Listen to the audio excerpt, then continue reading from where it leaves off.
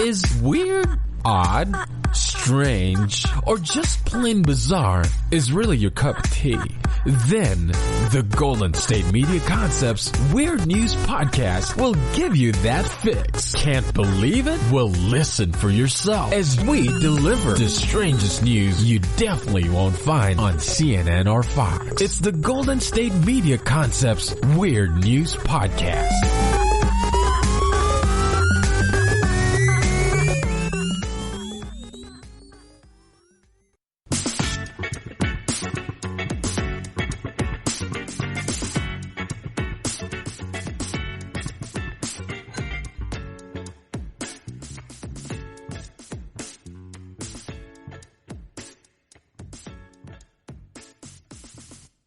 Thank you for tuning in to the GSMC Weird News Podcast, brought to you by the GSMC Podcast Network.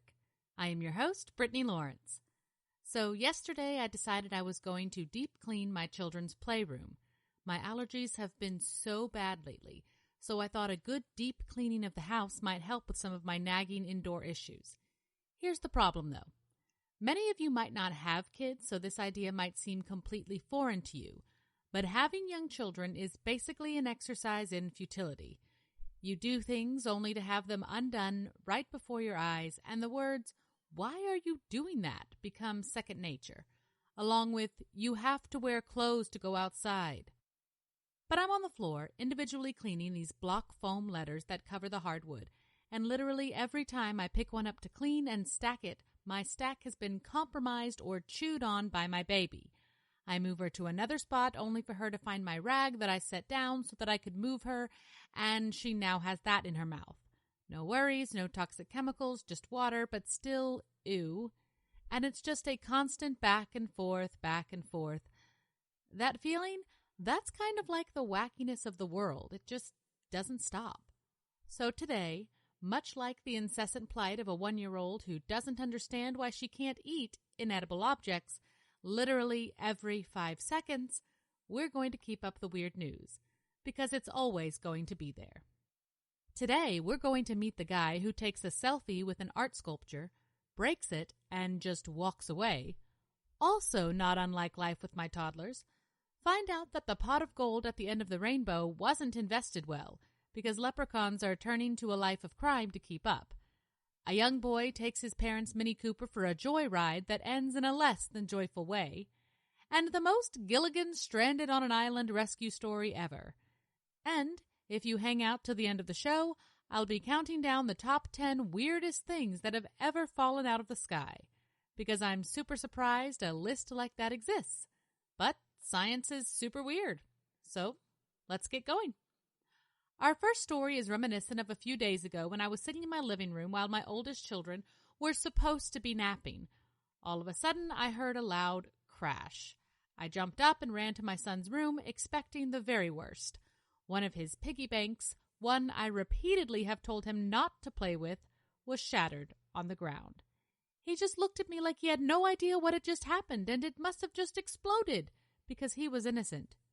He was not innocent, and the Dino Bank paid the price. You think most people grow out of this, though, the idea that you can just walk away from your own destruction. According to a 50-year-old Austrian man who broke 3 toes off a 19th century statue while posing for a selfie, that is just not the case. The 200-year-old plaster cast model of Antonio Canova's statue of Paulina Bonaparte, which is housed at the Hippoteca Museum in Posagno, northern Italy, was damaged in the fateful photo op on July 31st. Canova carved the now damaged piece of art from a marble statue that is currently housed in the Borghese Gallery in Rome. The sculptor lived from 1757 to 1822 and was famous for his marble statues. Surveillance video shows the man laying on the statue to pose for a photo. When he stands up, he realizes that he has caused the damage and decides his best course of action is to get rid of the evidence. In this case, the toes, and walks away. According to the police report, the man was with a larger group of 8 Austrian tourists, but broke away from the group, as a lot of bad decisions do, and thought it would be hilarious to get a photo of himself sprawled over the statue. Pro tip: the do not touch signs are there for a reason. I seem to be telling a lot of kid stories today, but it's just what I have. But I remember the first time I took my firstborn to a museum. I was holding her and looking at some art piece when I felt her reach for something behind me. I shifted my weight and looked to see what she was touching, and I was able to barely save some, I'm sure, priceless vase from toppling to the ground. I was terrified and horrified, and I'm pretty sure we were followed around the museum after that. My oldest also liked to scream a lot as a baby. Not angry screams, just screams. So honestly, that was a very short first trip to the art museum. But this dude, he didn't just almost damage, he actually did. It is still to be determined if there is any further damage to the base of the structure, but as of now, only 3 broken toes from the statue's right foot are notably damaged. In a very dramatic statement by the president of the Antonio Canova Foundation, Vittorio Sgarbi, wrote in a Facebook post that he has asked police for clarity and rigor. He wrote that the tourist must not remain unpunished and return to his homeland. The scarring of a Canova is unacceptable. The museum posted about the incident on Facebook, explaining that the room guard noticed the damage and declared an emergency situation immediately. I don't know why this made me laugh as much as it did, because I get that this is all very important artistic history, but it just sort of feels like when you crack a vase when you're a kid and your dad just glues it back together and you move on. But apparently it's not at all like that. The man who performed the artistic assault picked the wrong time to commit his statue selfie crime, as new coronavirus measures that were in place was the very thing that helped to identify him. The museum required visitors to leave their personal information for eventual contact tracing if an outbreak were tied to the museum. Police eventually reached out to the man's wife, who had signed in for herself and her husband, which is the most wife thing ever, y'all. And through tears, she admitted her husband was the toe breaker. And eventually, the husband also confessed, calling it a stupid move. Charges have not been pressed. A court in Treviso is still deciding on legal actions. The museum released a statement regarding the issue on Facebook, which states, "We reiterate that our heritage must be protected, adopting responsible behavior within the museum while respecting the works and goods preserved in it. It is not only a civic duty, but a sign of respect for what our history and culture testifies, and that must be proudly handed down to future generations." So, basically, you're an adult now. If it says don't touch, don't touch. In the realm of priceless antiquities, I would think a leprechaun would fall under that category, if real. According to police in Kenmore in New York State, they were getting phone calls relating to a leprechaun who was looting cars on Hamilton Boulevard. Kenmore is a fairly quiet residential town, so they were obviously quite surprised to not only be visited by such a rare creature, but also that he was committing petty theft. Follow-up reports from police described a red-haired man wearing a green shirt and possibly plaid pants. Seems like it could very well be true. The only thing missing from the description was the fancy pointed shoes and buckled hat. But most importantly, the question was, why did he need to steal from cars? Where was his pot of gold? These are the questions people were asking. As Buffalo News eventually confirmed via Kenmore Police Captain A.J. Kiefer, officers ended up charging a 36-year-old man with petty larceny after he was caught looting cars. No name is associated with the arrest, but I'm hoping it's something with an O attached to it. An O'Darby, O'Hanlon. I will be very disappointed otherwise. The man was arrested wearing a green shirt with bright orange hair, which only furthers the narrative that he is a leprechaun gone rogue, since St. Patrick's Day was months ago. When arrested, no pot of gold was found in his possession, only a debit card that did not, in fact, belong to him. He was also 5'10", quite a bit taller than the sprites we usually associate to the species. With that being said, maybe they should call Kevin Woods from Carlingford in Coluth, who is apparently Ireland's last living leprechaun whisperer. In May of this year, Woods went on ITV's This Morning to reassure the public that the mythical Irish fairies are coping well with lockdown and don't have a problem with the restrictions in place. According to Woods, who is a prominent leprechaun advocate and activist with a history of campaigning for leprechaun rights, the Irish fairies are doing just fine, even though their numbers have dwindled in recent times. There were millions of them here in Ireland, and they all died, apart from 236 of them, he explained to hosts Ruth Langford and Eamon Holmes. I'm really the custodian of them and their lives, and I've been doing that since I got them a protected species. Guys, this is absolutely a true story and a real person, and I am so grateful he exists. In the past, he has successfully lobbied for the mythical Irish fairies to receive EU protection. He also happens to run a tour business named Last Leprechauns of Ireland and considers himself an authority and custodian of the iconic Irish sprites. During the interview, Mr. Woods explained that while most people cannot see the leprechauns, he has special powers that mean they appear to him and communicate through an out-of-body experience. When asked about whether or not his business has taken a large hit during lockdown measures and whether he was appropriately social distancing from the leprechauns, "It's not really business to me," he said. "I have enough access to the gold," he explained. "I don't need the business. I do it to tell people the story is true." He also wanted to assure viewers that he had not in fact broke any lockdown measures. "Leprechauns are spirits. They manifest themselves to me as leprechauns.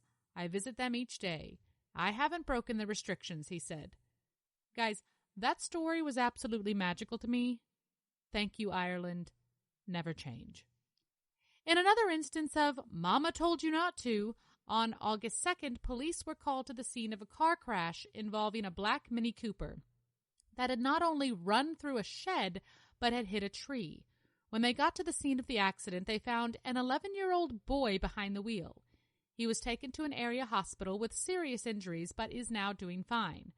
The crash was pretty gnarly, and not much is known about why he had the keys, whose car it was, only that at one point the car had left the road, drove through a shed, and hit a tree.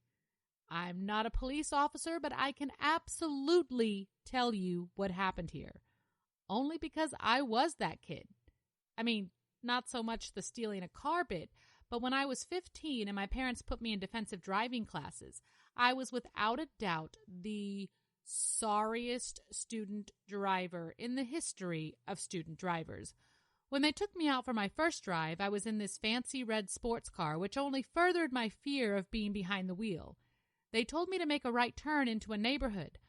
I did, but what they didn't tell me after making the turn was that you also need to turn the wheel back, and also that you can gauge each turn individually so that you don't need to do a full 360-degree right turn. It's not always necessary. I said all that to say my first right turn of my student driving class, I ended up hopping the curb, busting the front tires, and nearly running into a neighborhood fence. Needless to say, I wasn't allowed back in the car for a good while after that.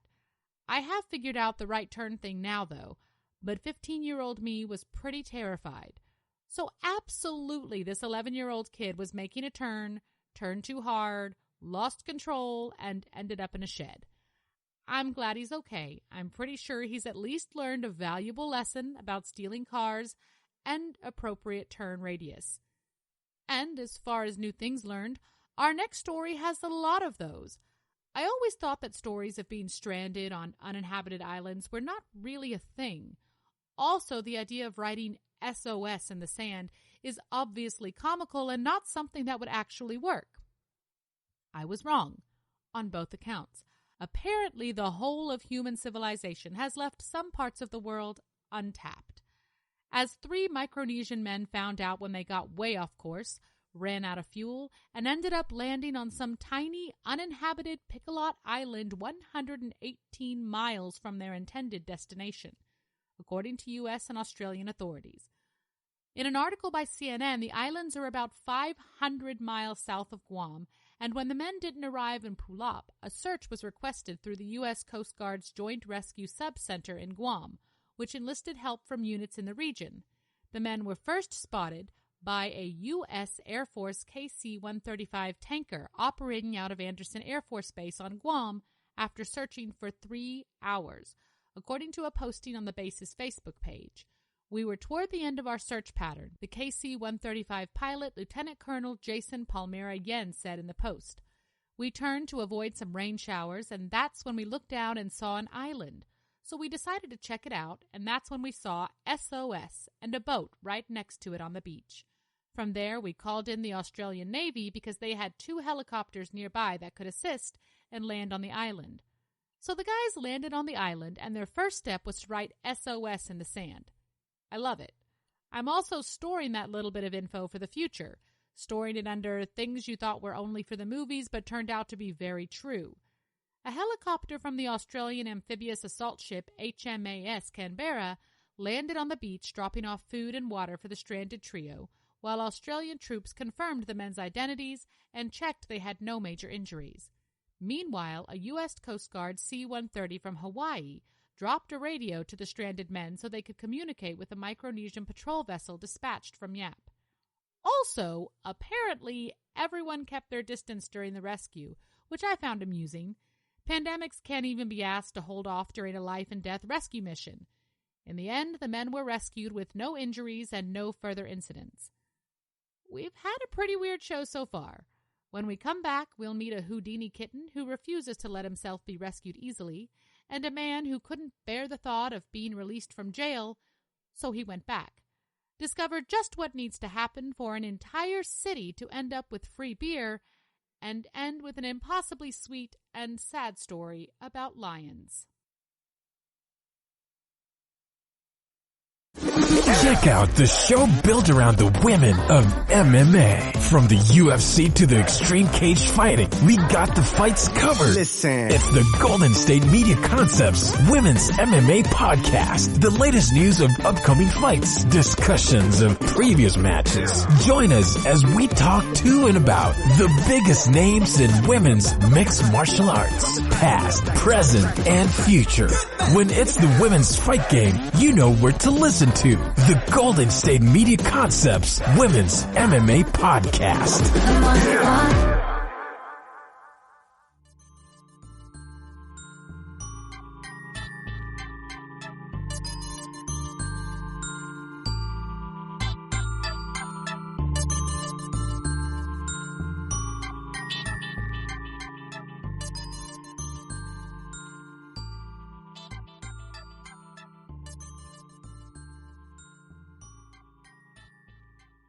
Welcome back.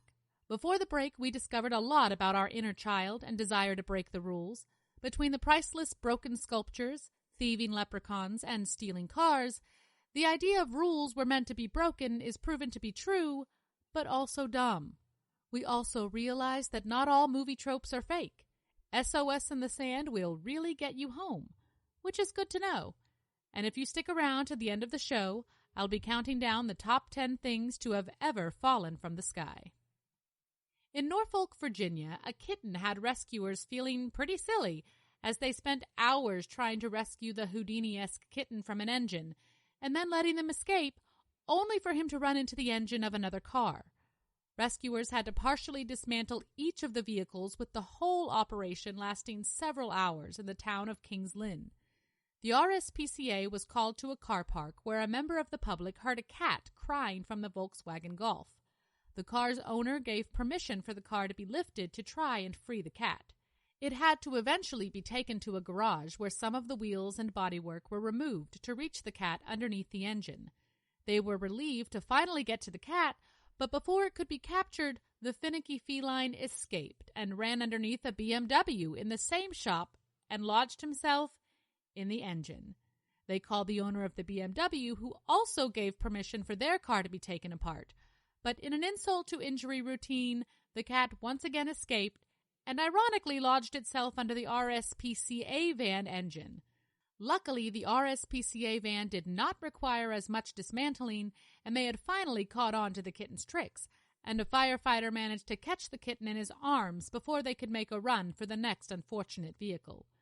RSPCA Animal Collection Officer Natalie Reed, who has since adopted the cat, said, "This kitten was proving a little Houdini, but there's no way we could leave her in any of the vehicles or alone in the middle of a busy town center, so we just had to try again." Her colleague, Naomi Kilby, said, "The kitten was so terrified by what had happened, we had to get her, because she could have been seriously hurt or killed if she had been inside a car engine for too long while moving." The RSPCA said it is likely the cat traveled to the car park in another vehicle from a farm 10 miles away. Cats are known to be fairly tricky animals and sometimes just can't be contained. In a story from late last year, a cat named Quilty went viral when she was found to not only escape herself, but also let her other cat friends out of their cages as well. It started in October when the Friends for Life Animal Shelter posted photos of Quilty on Facebook. Quilty will not be contained, and he has no shame. Quilty loves to let cats out of the senior room. Repeatedly. Several times a day, the shelter wrote. The pictures showed the cat staring longingly behind a glass door. The new Quilty-proofed room was equipped with a broom near the threshold tied with string to the door handle to prevent it from opening all the way. As if that was going to stop her for long. After the senior cats kept escaping, the shelter reviewed the security footage and found that Quilty was jumping up and using his chunky body weight to pull down the lever, Hopkins said. Quilty had learned how to work a door. The senior room Quilty was in is meant for older and chill cats that aren't too energetic, Hopkins said. Quilty, however, did not have any chill, we found out, she added. There is so much more to Quilty's antics, so I definitely recommend taking a quick Google. She is quite the inventive cat. And, in a story about being released, 18-year-old Highland Ranch resident Nathaniel Neisler was released from jail in Weld County, where he had been held on suspicion of driving more than 40 miles per hour over a speed limit on Thursday morning in Platteville. According to a release from Reams, literally moments after being released, Neisler broke into a vehicle at the Weld County Motor Pool and stole $2.08 from inside. He allegedly told responding officers he stole the money to use on a payphone. There's a lot going on here, but I want to focus right now on the fact that he thought he was going to use a payphone. Does anyone actually live anywhere where payphones are still a thing? I mean, I'm in Texas and I have not seen a payphone with an actual phone in it for years. I feel like this guy may be some sort of terrified time traveler who is just so confused by the world he's in right now, he just keeps committing crimes because he has no idea what's going on. I mean, that's the only reasonable explanation, I think. After he was released from jail 45 minutes later, he was arrested and rebooked on suspicion of first-degree criminal trespass of a vehicle. He is currently being held without bond. Guy was either having a really bad day or got exactly what he wanted, because I feel like anyone who commits a crime that obvious that quickly just wants to be back in jail. Maybe Weld County has a good cafeteria or something, who knows? I remember I spent the night in jail once over an unpaid traffic ticket, and as I was trying to sleep in this little room on this bunk bed, the lady on the top bunk was talking about her experience with ghosts in various jails during her time. I can tell you between that and the honey buns, I was glad to get out of there the next day. Not sure why this guy was so anxious to get back. Oddly enough, in the same week, he wasn't the only man who couldn't stay out of jail after getting the get-out-of-jail-free card. A Madison man was arrested Wednesday morning after a report of a domestic violence incident on Highway 151 in the town of Trenton. According to a news release from the Dodge County Sheriff's Office, a female passenger exited the car near County Highway C, while the male driver left the area traveling south on the highway around 9:45 a.m. Officials said a sheriff's deputy found the car near County Highway G and attempted a traffic stop. The car then drove off, damaging a motorcycle, heading down the wrong way in traffic, and eventually spinning out and hitting several small trees. He did get out and try to escape on foot, but was quickly apprehended. 40-year-old Equan Hopkins was treated at Columbus Hospital for minor injuries from the crash and was booked into Dodge County Jail on charges including eluding an officer, hit-and-run attended vehicle, endangering safety by reckless driving, and domestic battery.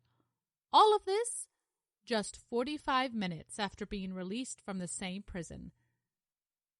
Put out by 9 a.m., put back in by 9:45. That's a pretty quick turnaround. One turnaround that won't be quite as timely, but infinitely better for all involved, is the offer of free beer for an entire city. The kicker, literally, is the fact that the kicker of either the Lions or the Broncos will be tasked the responsibility of kicking the longest field goal this season. The one who succeeds will win free Bud Light for their entire town. 2 years ago, the entire city of Philadelphia was treated to free beer after the Eagles won the Super Bowl. And now the onus falls on the kickers. The whole thing began in July when Brandon McManus, kicker for the Broncos, said he wanted to break the NFL record for longest field goal. After listening to the interview, Bud Light said it would give all of Denver free beer if McManus was able to break the record this year, which means he would have to kick a 65-yarder. The problem is that Matt Prater, kicker for the Lions, heard the interview and just so happens to hold that 65-yard record. He wrote on Twitter, "When I break my own record, what are we doing for the city of Detroit?" The gauntlet had officially been thrown.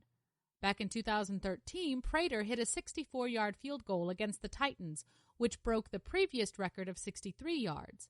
Thanks to Prater's tweet, Bud Light decided to include the city of Detroit in on the free beer deal, but with a twist. They posted on their Twitter account, "Screw the record. Whoever kicks the longest field goal this year gets free beer on us." Sounds like a fun deal, except that history is not on Denver's side, as McManus has been in the NFL for 6 years and has never ended a season with a field goal as long as Prater's, so he's already playing from a deficit. As a Dallas fan, though, I'm all for them putting that offer out for all teams. As it happened last year, Dallas would have won thanks to Brett Maher, who hit a 63-yard field goal, which happened to be his third 60-plus field goal of his career, which is an NFL record. Though historically McManus might now seem to have a shot at the victory, he does have a history of long field goals, and a video is out there of him nailing a 73-yard field goal in practice. So it can be done. Here's to paying extra attention to field goals this year, if football even happens. Because let's be real, this pandemic is ruining everyone's fun. At 2 baseball. We're unfortunately going to end this segment with a much sadder story. A pair of inseparable lions has been put down after years of loyal companionship at the Los Angeles Zoo. Hubert and Calissa have lived at the LA Zoo for the past 6 years and had been lifelong companions. The zoo said staff had made the decision to euthanize the 21-year-old lions due to their declining health, age-related illnesses that had diminished their quality of life. Hubert and Calissa are an iconic part of the LA Zoo experience, and our staff and guests have been touched by their loyal companionship, said Denise Verrett, chief executive and zoo director. Their longevity is truly a testament to the level of expert care our veterinary and animal care teams provide for our elderly animals. These lions will remain a positive part of our history, and they will be greatly missed. Hubert was born in 1999 at the Lincoln Park Zoo and fathered 10 cubs over the course of his life. Calissa was born in 1998 at the Woodland Park Zoo, and the pair moved to the LA Zoo 6 years ago, but they never produced cubs together. So, basically, they met each other in their golden years and fell in love, and basically were the notebook of animal love affairs. Lions are not super stuck on one another, so for them to be so inseparable is unique in its own right. Alyssa Behar, curator of mammals at LA Zoo, said the death of the pair was a very hard loss for our zoo community. In the early morning, staff would routinely hear Hubert's waking roars, and I will personally miss hearing them on my walks around the grounds, she said. You cannot think of Hubert without thinking of his companion Calissa. They've been an inseparable couple for years. I have to commend our animal care and veterinary staff for the great care they've given this pair, a couple who lived longer than most lions do in human care and the wild. The average life expectancy of lions in captivity is 17 years. So basically, love sustained them for the last 4 years of their lives, which is just breaking my heart right now. I just keep imagining them knowing they were crossing the Rainbow Bridge together and holding massive lion paws and a tear just barely hanging on the old gray lion whiskers. It's a whole Lifetime movie I have going on in my head right now, and I am broken about it. On that note, we'll take a few minutes to gather ourselves, and when we come back, we'll meet a brave pupper who saved their owners by taking on a rattlesnake, and seniors who are fighting pandemic loneliness with robotic pets, which are only marginally creepy, reinvent the chocolate chip, which, to be fair, I thought was pretty good to begin with, and bedraggled New York City just made liquor-infused ice cream legal. because after this year so far, why not?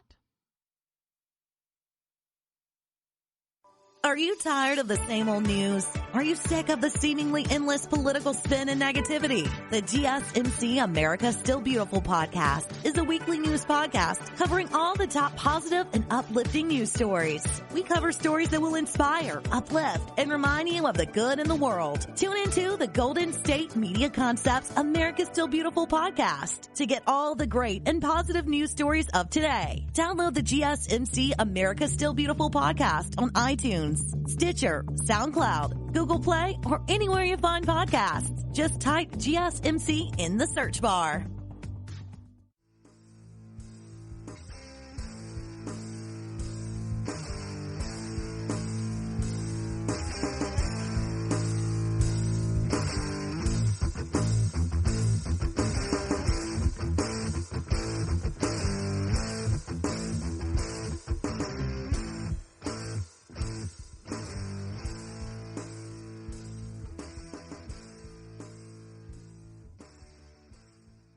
Welcome back.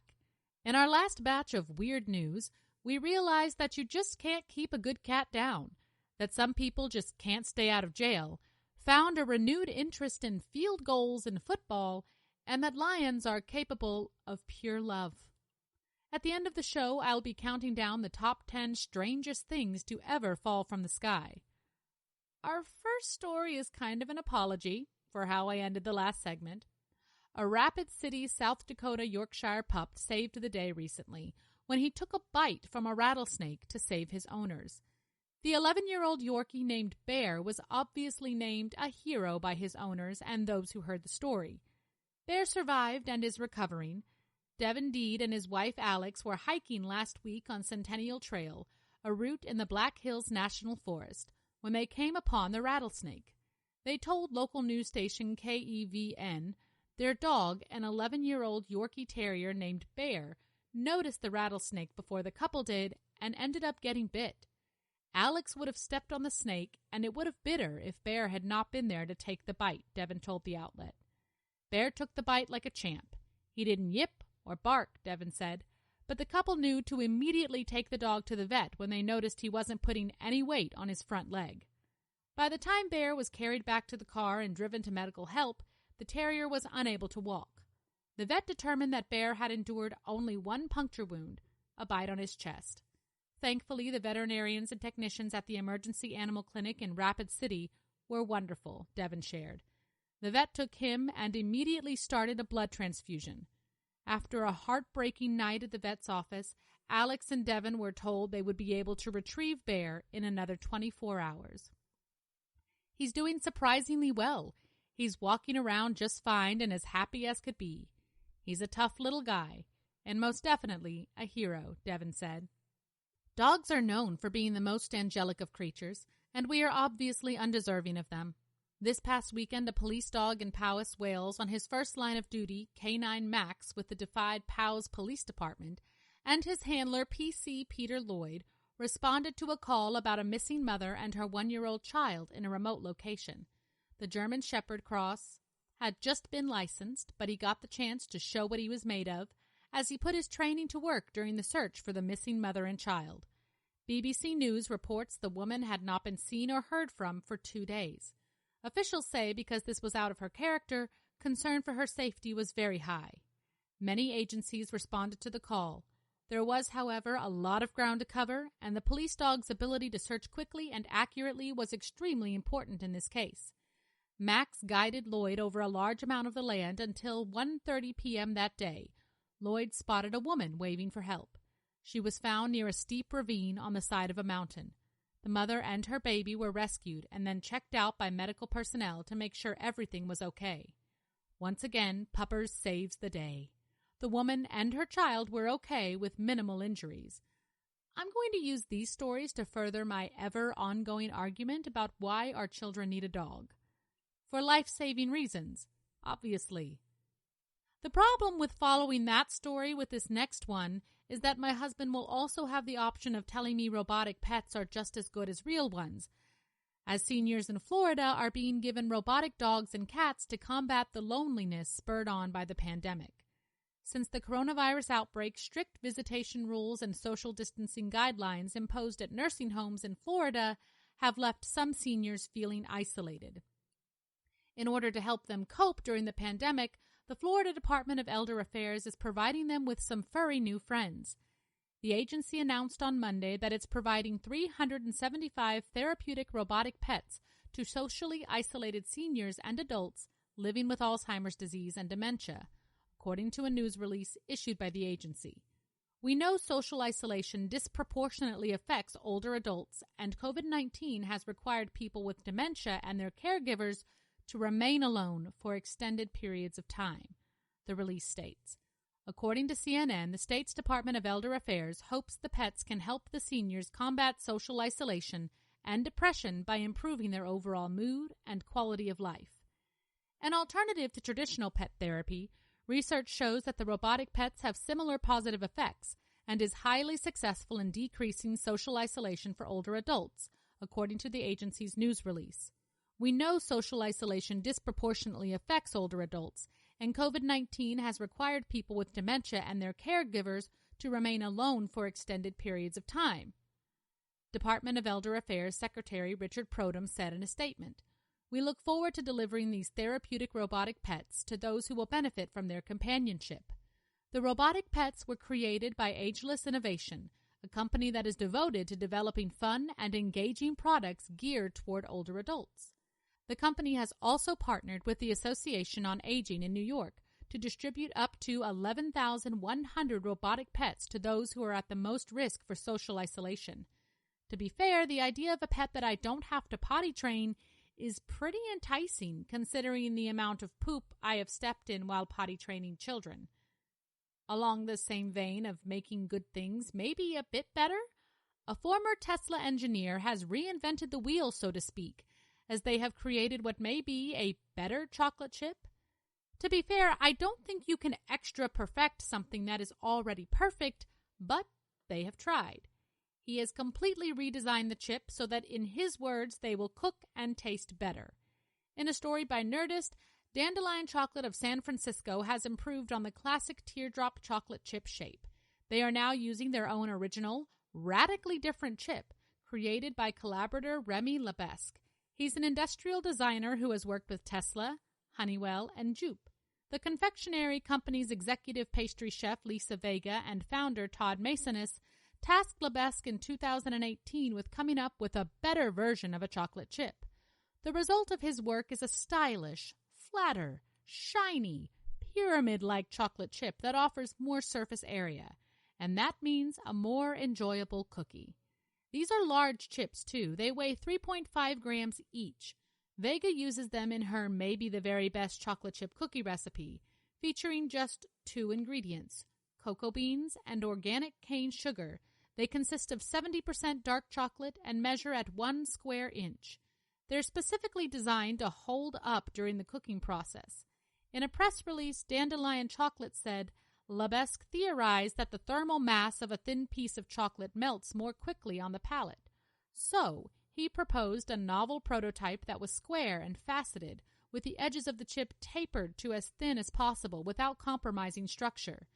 The company also says these chips are great for nibbling, which is just as important. I don't know how I feel about my chocolate getting all sciencey. I just want my cookies to be good for goodness sake. Not because the mass to chocolate volume precipitated the ganglion level of partiality, you know? I'm happy with the elegance of the chip. They melt consistently in baking, and the form interacts with all 5 taste receptors in the mouth, said Lebesque in a statement, showcasing the single-origin chocolate flavors beautifully. You can find Dandelion's large chips available in 4 flavors at their web store and in their retail shops. They cost $30 for a 17.6-ounce pouch and $100 for a 5.5-pound box.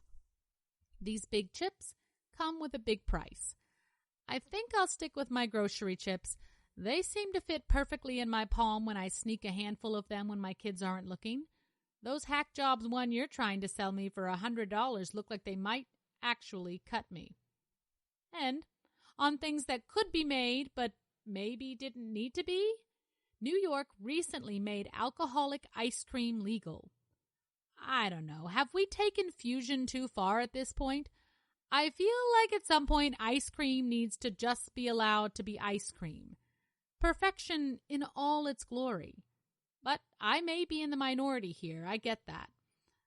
The governor, Andrew Cuomo, signed legislation Monday authorizing the manufacture and sale of liquor-infused frozen desserts. The measure is intended to help the state's dairy workers, liquor producers, restaurants, and retailers meet an increasing consumer demand for alcoholic ice cream, the governor's office said in a news release. Ice cream containing wine, beer, or hard cider was already legal in the state. The craft beverage industry has experienced explosive growth in New York, and with that comes a responsibility to advance regulations that help ensure long-term viability, protect consumers, and provide farmers with opportunities to increase their business, Cuomo said in a statement. This legislation will further grow a burgeoning industry and boost small businesses while helping put them on a path of sustained growth that empowers both producers and consumers. Per the new law, boozy frozen desserts can contain a maximum of 5% of alcohol by volume and will require the same labeling and warnings as products with wine, beer, and cider. State Senator Rachel May and Assembly Member Donna Lupardo said the new law would help businesses and boost tourism in the state. The legislation will help New York's dairy industry and our liquor and craft beverage industries at the same time, Mary said in a statement. I am very grateful to the governor for signing this into law, and I look forward to sharing some maple bourbon ice cream with him at next year's state fair. There are so many things I don't understand about this. 1, why does this need to be a law? 2, are there not infinitely more important things that should be on the table right now? And that's on over-legislating. But I'm veering off here. I've honestly never really understood the desire to put alcohol in everything. It seems like you could just as easily get the two things separately and have just as much fun with better taste, to be honest. But I get it. Sometimes things need to be done just because they can. Whether or not they should is a whole other story. Well, we have sufficiently run the gamut on weird news so far. And when we come back, I will be counting down the top 10 most insane things that have ever fallen out of the sky. The fact that this is a list is definitely weird. The GSMC Life and Happiness podcast takes you on a journey of exploration. We'll discuss tried and true methods alongside the latest trends of how to best live your life to its fullest and happiest. From psychology to meditation, science to self-help books, the GSMC Life and Happiness podcast will help you to discover what makes you happy and how you can live life being the best you possible. Download the GSMC Life and Happiness podcast on iTunes, Stitcher, SoundCloud, Google Play, or anywhere you find podcasts. Just type GSMC in the search bar.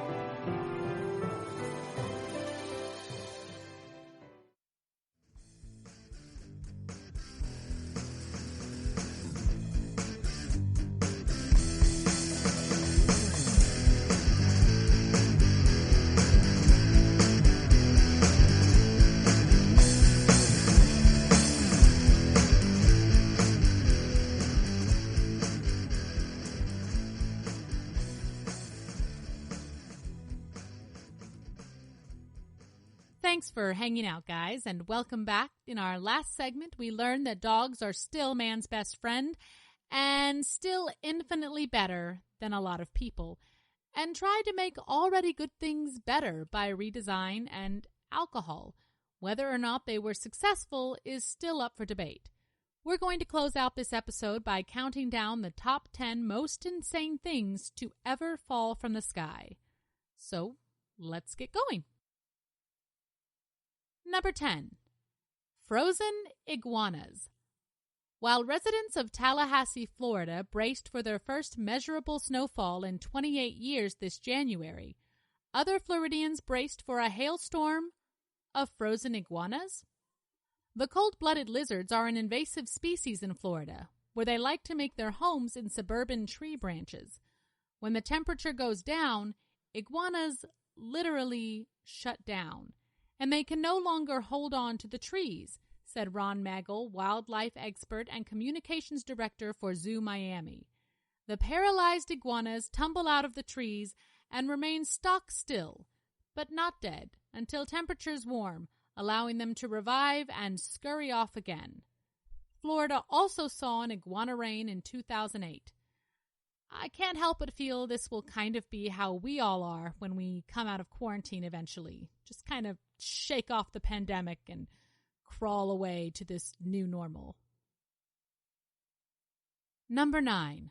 Fish. In Mexico, fish fall from the sky so often there's a name for it. Lluvia de peces. Literally, rain of fish. In fact, coastal cities around the world from California to England to India have all seen their own versions of the fishy phenomenon. So what's going on? Poseidon's wrath aside, one possible explanation, though there are several theories, is that these fish falls stem from weather events called waterspouts. Basically, a tornado that touches down on water. Sometimes when the whirling winds suck up water from lakes or oceans, they lift up schools of unsuspecting fish and other water life with them. The winds carry the critters inland, then ultimately drop them on land and with whatever water remains. Number 8. Frogs. Waterspouts may also be to blame for the straight-up biblical phenomenon of frog rain. Tiny toads have been recorded dropping from the sky at least since 1873, when an article in Scientific American reported a shower of frogs which darkened the air and covered the ground for a long distance, following a rainstorm in Kansas City, Missouri. The precise cause of the 1873 frog rain is unknown, but scientists generally apply this logic to frog falls.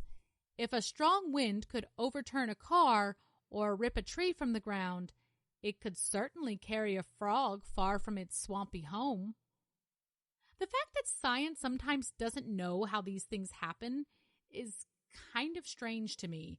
You feel like at this point we would know why frogs fall from the sky. Number 7. Meat.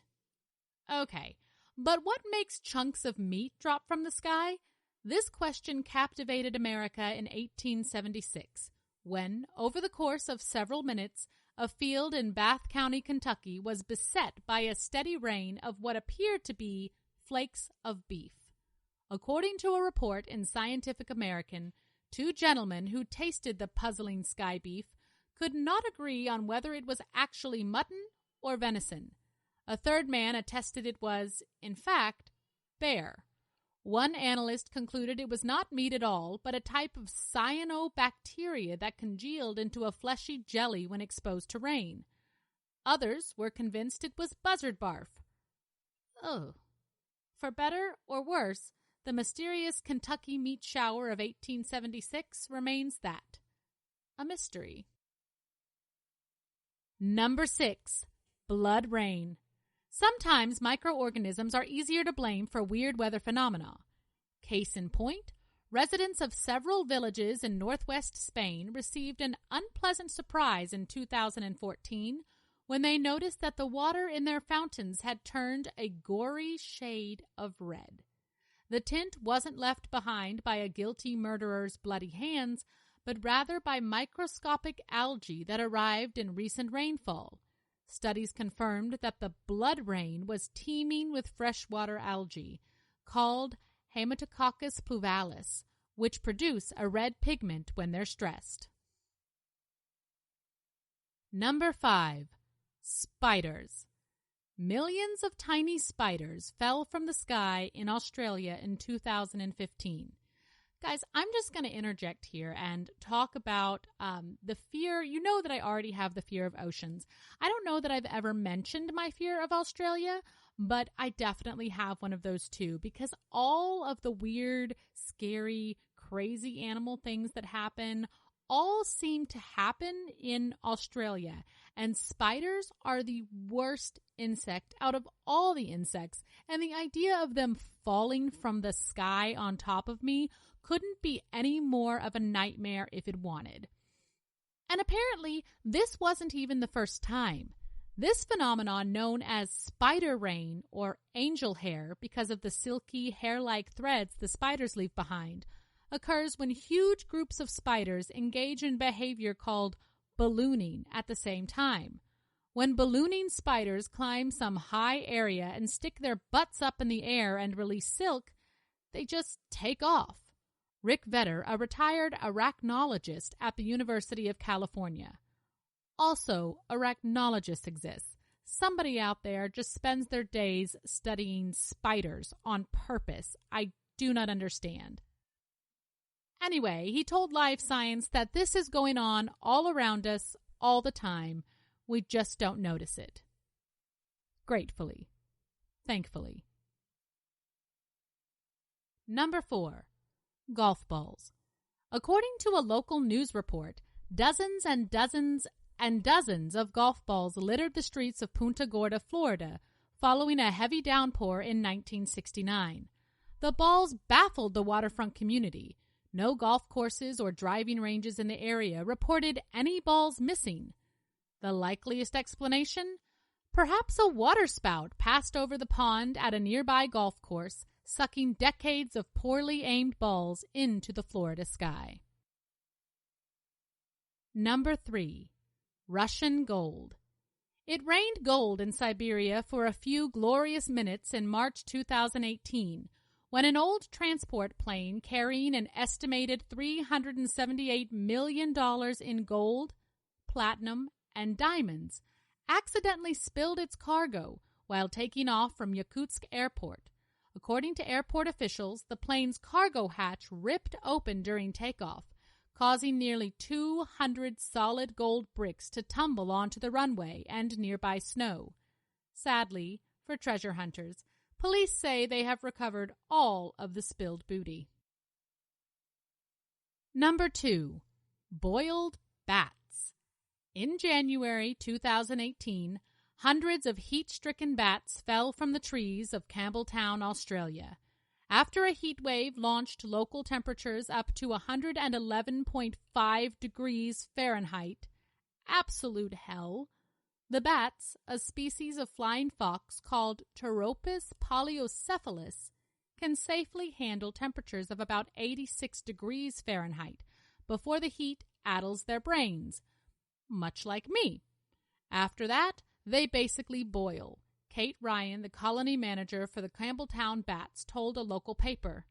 More than 200 bats were ultimately found dead, many of them babies. Well, now, that just got really sad. My only experience with bats was on my honeymoon in Costa Rica. We were in our treehouse, and every morning we would wake up and there was a little tiny bat that was like hanging in our bathroom. And then you'd walk over and open the door to the bathroom and he would just fly out at you. And it was terrifying. I mean, the bat was about the size of my palm. It was tiny, but still not something I think I would enjoy falling from the sky. That would probably still give me nightmares. And number 1, various space stations. It's exhausting work orbiting the Earth at 17,500 miles per hour. Satellites are generally pretty good about taking this speed in stride, but sometimes they lose steam and fall. At press time, for example, China's Tiangong-1 satellite, a 9.4-ton prototype space station, is tumbling inexorably toward Earth, expecting to break apart in the planet's atmosphere in the next few weeks. It will not be the first. Over the past 50 years, more than 5,000 tons of space debris has survived re-entry into Earth's atmosphere. Even though it sounds like a terrible science fiction disaster, luckily your odds of being hit by such a debris are about 1 million times smaller than your odds of winning the Powerball jackpot. So that's comforting. Well, on that infinitely strange and weird note, we've reached the end of the show today. Thank you for hanging around and weirding out with me. And as always, thank you for listening to the GSMC Weird News Podcast, brought to you by the GSMC Podcast Network. I would like to ask that you please remember to subscribe to the show and write a nice review. That really helps us. Also, if you can, please follow us on Facebook, Twitter, and Instagram. Thank you, and have a good night. Be good to each other.